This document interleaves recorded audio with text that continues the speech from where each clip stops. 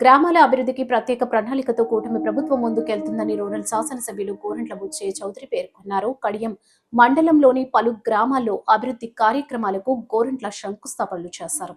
MPP Velugubanti Satyaprasad నియోజకవర్గ పరిశీలకులు డొక్కనాథ్ బాబుతో కలిసి పొట్టిలంక గ్రామంలో అసంపూర్తిగా నిలిచిపోయిన హెల్త్ వెల్నెస్ సెంటర్ నిర్మాణం పూర్తి చేసేందుకు 15 లక్షల రూపాయల నిధులు మంజూరు కావడంతో శంకుస్థాపన చేశారు. దుళ్ల గ్రామంలో అసంపూర్తిగా నిలిచిపోయిన హెల్త్ వెల్నెస్ సెంటర్ నిర్మాణం పూర్తి చేసేందుకు 15 లక్షల రూపాయల నిధులు మంజూరు కావడంతో శంకుస్థాపన చేశారు. అలాగే కడియం మండలంలో 31 అంగన్వాడీ సెంటర్లకు 4.60 లక్షల రూపాయలతో వాటర్ పైప్ లైన్ ఏర్పాటు చేసిన సందర్భంగా వాటిని ప్రారంభించారు.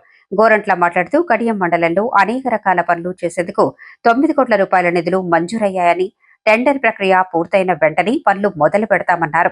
మండల టీడీపీ అధ్యక్షులు Velugubanti Raghuram, APIIC director Margani Satyanarayana, AMC vice chairman Bodapati Gopi, vice ఎంపీపీలు పంతం గణపతి, కలిదిండి గోవింద్, మండల జనసేన అధ్యక్షులు ముద్రగడ జమ్మి తదితరులు పాల్గొన్నారు.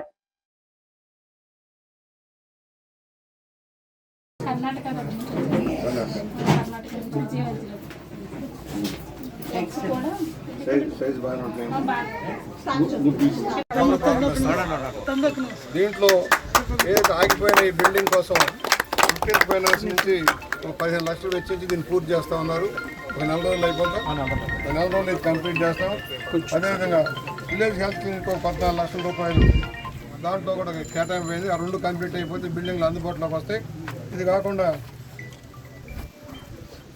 77 లక్షల రూపాయలతో కొన్ని రోడ్లు వేస్తా ఉన్నాం. 77 లక్షల రూపాయల వర్క్లు కూడా బిగినాయి. రాబోయే 2 నెలల్లో కంప్లీట్ అయిపోతాయి.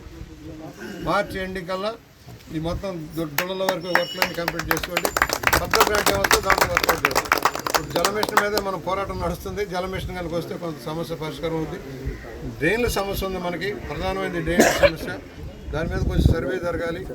ఎంఆర్ఓ గారిని నన్ను పెట్టేసి త్వరలోనే సర్వే చేస్తాం. మాస్టర్ సర్వే లాగా ఇప్పుడు ఎట్లా రైతు వారి పాస్ పుస్తకాలు ఇస్తున్నాం, మొదలెట్టాం కదా.